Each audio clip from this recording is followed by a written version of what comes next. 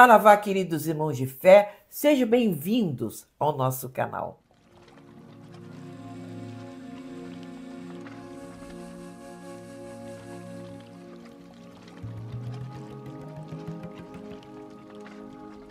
Uma das perguntas que atormentam os nossos médiuns é: de onde vêm os meus guias? Por que eles estão conosco? Será que eu escolhi eles? Ou eles me escolheram? Quem é que faz o sorteio de guias na Aruanda? É uma pergunta muito engraçada, mas realmente atormenta os médiuns. E nós, para respondermos ou para discutirmos esse assunto no dia de hoje, não basta apenas nós nos valer do que os guias dizem dentro da Umbanda, mas nós vamos também ter que nos valer do que o Espiritismo e outras doutrinas falam sobre este assunto. Porque é aquela coisa, quando a gente não encontra uma explicação completa, às vezes dentro de um segmento, nós vamos encontrar em outro segmento. E para isso nós precisamos ter uma coisa chamada humildade. Ou seja, nós não sabemos tudo, nós devemos escutar todos para justamente entender esse mecanismo espiritual que é a nossa Umbanda e a própria espiritualidade. Para começo de conversa, espiritualidade é uma coisa só. Vocês compreendem isso? Deus não criou leis especiais no seu universo para atender umbandistas, espíritas, católicos, ou seja lá o que for. A lei de Deus é a mesma. O que muda são as religiões. E as religiões atendem determinado tipo de público, determinado tipo de cabeça e mentalidade. Alguns que têm a mentalidade mais aberta, ama, por exemplo, a diversidade e acredita nisso, vai naturalmente seguir os passos da Umbanda. Aqueles que querem estudar, que se dedicam ao estudo teórico da espiritualidade, talvez encontrem no Espiritismo o seu chão. Outros que querem guardar as raízes, manter viva as tradições mais queridas dos seus ancestrais, vai para o candomblé, para os cultos de nação. Cada um de nós está num segmento por algum motivo. E essa escolha dos guias vai exigir que a gente olhe para os lados, que a gente procure também explicações em outras doutrinas e religiões, porque às vezes a Umbanda explica, mas não entra tão a fundo como deveria ser. Mas a pergunta central é: de onde vêm os nossos guias? Como é que eles são escolhidos? Observem o guia de vocês, como nós vamos observar o nosso. Eles parecem nos conhecer há muito tempo. Eles falam de nós. Eles falam como se estivessem nos acompanhando desde criança, às vezes até antes de reencarnar. E nós vamos observando nesses guias de muita luz que eles estiveram conosco em algum momento, que eles acabam contando histórias ou citando durante as incorporações, às vezes depois de muitos anos de trabalho, eles vão contando que nós vivemos outras vidas com eles. Sim. Alguns espíritos, nós precisamos entender uma coisa. O que diz, por exemplo, o Espiritismo? Que Deus está criando novos espíritos o tempo inteiro. Que Deus é uma fornalha permanente de criação de novos espíritos. E que quando nós reencarnamos, quando nós vivemos nesse universo dele, nós nascemos simples e ignorantes. Nós somos pequenininhos. E a evolução segue. Desde a pedra, sim, a pedra tem alma, nós acreditamos. Os vegetais têm alma, os animais têm alma e vão evoluir ao homem até o estado angélico. Esse é o nosso pensamento reencarnacionista, que nós vamos evoluindo permanentemente. Muita gente não aceita. Muita gente diz assim: eu nunca reencarnei como um cachorro antes. Olha, talvez não como cachorro, mas você reencarnou em outro planeta, em outra região do universo, porque o universo também não tem fim, porque nós acreditamos em mundos habitados também, espalhados pelo universo. Você pode não ter reencarnado exatamente como um cachorro, mas você teve que evoluir todo esse tempo. Alguns espíritos, por teimosia, por empacarem em determinados hábitos, eles vão ficando para trás, atrasadinhos. Então, eles não vão adquirindo aquele conhecimento para ir adiante. Enquanto que alguns outros espíritos, eles despertam para a questão e começam a evoluir, a trabalhar e fazer tudo que pode. Assim evoluindo, assim crescendo, assim adquirindo conhecimento. Enquanto uns ficam lá atrasadinho na fila, lá atrás na fila da evolução, outros, ó, lá na frente, vão indo. É o que acontece com os nossos guias, exatamente isso. O que acontece? De repente, em outra vida, lá atrás, eles foram nossos pais, nossos irmãos, esposos, maridos, colegas, foram nossos mestres, nossos professores, enfim, tiveram algum tipo de relação conosco em algum momento. Só que eles realmente se dedicaram a evoluir, estudaram mais, trabalharam mais pelo bem das pessoas. Porque quando você trabalha bem pelas pessoas, você adquire uma qualidade que é indispensável para a nossa evolução, que é amor. Luz e amor é a mesma coisa. À medida que você vai desenvolvendo esse pensamento de desapego, de amor, de dedicação a outras pessoas, a outros indivíduos, inclusive, o que acontece? Você evolui, porque a lei universal de evolução dos espíritos de luz é amor. A gente mede um espírito de luz por sua capacidade de amar. Você veja o desapego de uma entidade que larga tudo que estiver fazendo, às vezes num plano superior espetacular, ele aceita vir aqui nesse plano físico nosso, que é tão pesado, tão complicado como é, para servir de guia espiritual para um indivíduo. Então você imagina, às vezes, o sofrimento desse espírito, que é um espírito de uma luz tremenda, que todos nós temos guias de muita luz. Vejam bem, todos nós temos, sem exceção, guias de uma luz extraordinária. Ele tem que se comprimir, baixar o padrão vibratório, até pensar em coisas da matéria para conseguir chegar perto de nós, fechar, acoplar, como se diz assim, de um certo modo, em nós para poder trabalhar e praticar a caridade. Vocês vejam que dificuldade que é a espiritualidade. E esses espíritos extraordinários, eles dizem o seguinte: bom, o fulano ou a fulana vai reencarnar. Eles foram meus amigos, foram meus irmãos, minha esposa, enfim, não importa. Eles foram, de algum modo, uma pessoa que nós gostamos muito. Só que essa pessoa agora está reencarnando e ela está muito atrasada.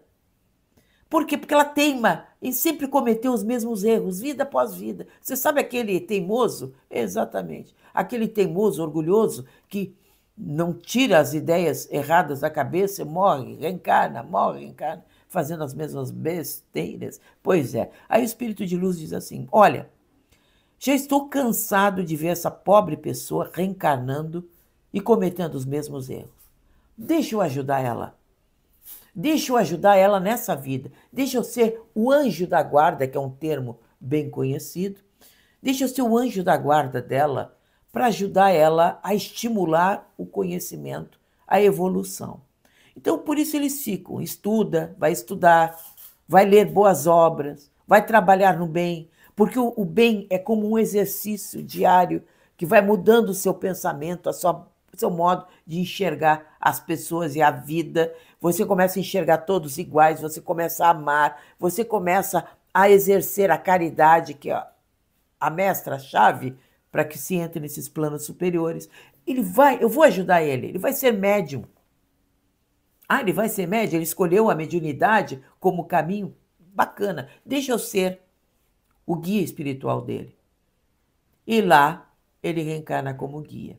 Por isso que as entidades, a gente nota que eles têm um certo afeto por nós, um carinho muito grande conosco, uma ligação espiritual muito grande conosco. E guia também não é hereditário. Por incrível que pareça, o guia não é hereditário. O mesmo guia não passa para outras pessoas. O guia fica conosco. E é uma missão que não é feita nesta vida apenas. A gente nota que esses guias que nos ajudam, eles já estão há bastante tempo conosco. Há várias vidas, às vezes, conosco, nos ajudando, nos impulsionando em nossa evolução. Estes guias, apesar da luz que eles têm, porque qualquer um que incorpore um caboclo, um preto velho, um exu de lei, sabe o que é uma mensagem de um guia desses. Esses guias também, eles têm as suas limitações. Muita gente acha, como eu gosto de brincar, eu incorporo o Superman, eu sou a Mulher Maravilha, eu posso tudo, eu incorporo o Superman. Não, não é assim. Um guia de luz, ele tem limitações. Ele não pode fazer tudo. Ele sabe que não pode. Ele sabe que não pode, às vezes, dizer muitas coisas para nós. Porque se nós tomarmos conhecimento, ou nós vamos ficar com medo, ou nós não vamos fazer, ou nós vamos teimar e não fazer aquilo que deveríamos fazer, só por capricho. Imagine você saber que você vai reencarnar, você vai ter um companheiro não muito bom, uma esposa ou um marido não muito bom, que vai justamente estar aí com você para que tanto a pessoa que reencarna quanto, enfim, ambos se reeduquem juntos, se perdoem, se reeduquem juntos. Aí você sabe que não vai ser feliz, de repente vai nascer um filho também problemático dessa união, aí você desiste, você não quer. E você perde uma vida, você ocupa uma vaga, porque muita gente na espiritualidade, nós sabemos, quer reencarnar para justamente conseguir equilibrar esse problema, esse processo. E aí o guia fica com aquela cara, não é? Pensando assim, puxa vida, eu não deveria ter falado isso, porque falando isso eu acabei atrapalhando todo o processo de evolução daquela pessoa. Então, os guias, eles não são onipresentes, eles não estão o tempo inteiro à nossa disposição. Não é aquele guia que muita gente acha, basta eu rezar aqui, pedir papum, ele vem. Não, não é assim. O guia também tem atividades no plano espiritual. E também ele tem a necessidade também de estudar, de também, às vezes, é um mestre de um grupo espiritual, ele é o professor de um grupo espiritual que ele tem que lidar diariamente com eles. Enfim, um espírito tem milhares de atividades. Ele não está à nossa disposição o tempo inteiro para atender os nossos caprichos. Por isso que a gente fala tanto. Gente, tem que ter dia e hora para o trabalho espiritual. E eles são extremamente pontuais. Naquele momento de tal hora, ele vai estar conosco, trabalhando num terreiro, mas terminando ali já tem outra atividade a fazer. Então eles não são desocupados, em outras palavras, entediados que estão à nossa disposição 24 horas. Não é assim. Um guia de luz tem muitas responsabilidades pela frente e necessitam naturalmente serem respeitados quanto a isso. E esses guias extraordinários que nos acompanham, eles nunca nos criticam. Observe, eles chamam a nossa atenção, eles são disciplinadores. E você começa a entender uma coisa importante, porque muita gente diz, às vezes, que a gente está contando balela. Quem não incorpora, quem não é médium, acha que nós estamos contando mentiras, que as coisas não são assim. Mas então observe um guia de norte a sul do país. Observe todos os terreiros. Eles têm um comportamento semelhante. Eles são disciplinadores, eles são organizados, eles falam em amor, eles falam em caridade, eles pregam coisas boas e são muito organizados, muito respeitadores da disciplina. Guias indisciplinados, guias que chegam e fazem o que bem entendem, já mostra que não é bem um guia de luz. Porque um guia de luz ele é assim em todo lugar. E isso eu estou fazendo uma média. Não sou eu que estou dizendo. Você com certeza conhece guias assim. Então você sabe muito bem que numa média são todos iguais. E a gente repara uma coisa interessante, que na Aruanda, nos planos superiores, não tem moda. Não tem a modinha da semana. Todos são disciplinados e todos são iguais. Ou seja, aprendem que aquilo é o certo, que aquilo que deveria ser e que a bagunça não é com eles. Espírito bagunceiro não é de luz. Então a gente começa a entender que na Aruanda, como eu falei, não tem moda. Eles são até às vezes antiquados nos costumes, mas que esses costumes são importantes, são, para que a gente consiga sempre evoluir e trabalhar no bem. Vejam só vocês. Mas agora, então, nós passamos para o nosso querido, amado, iluminado Minuto Mandinga, onde nós vamos falar de ervas, o principal axé de nossa Umbanda.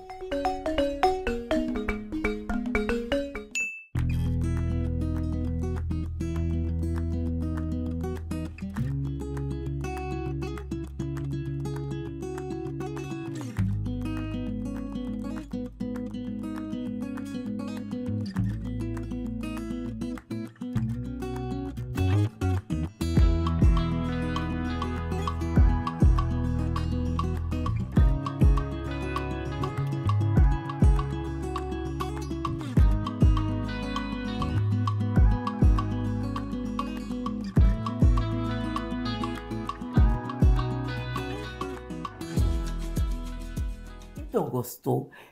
Ah, sim, é um assunto sem fim. Mas procure refletir sobre isso e procure livros importantes, especialmente as obras de André Luiz, na psicografia maravilhosa de Chico Xavier. O que acontece? São livros que às vezes têm uma linguagem um pouco antiquada, um pouco difícil de ler. Mas a mensagem que ele traz dos guias espirituais, da espiritualidade, como é que acontece do outro lado, é uma maravilha. E a gente vai entender uma coisa importante, que cada religião no mundo, ela se especializa num tipo de assunto. E que quando a gente aprende a ouvir para o lado, ouvir quem está falando ao lado, não só vai engrandecer a nós mesmos, vai engrandecer a Umbanda ou a religião que você tenha. Mas mais importante que isso, você vai aprender que a espiritualidade é diversa mesmo e que todo mundo está falando e trazendo uma grande mensagem. Aprenda a escutar. Escutando, a gente aprende muito. Então, até lá!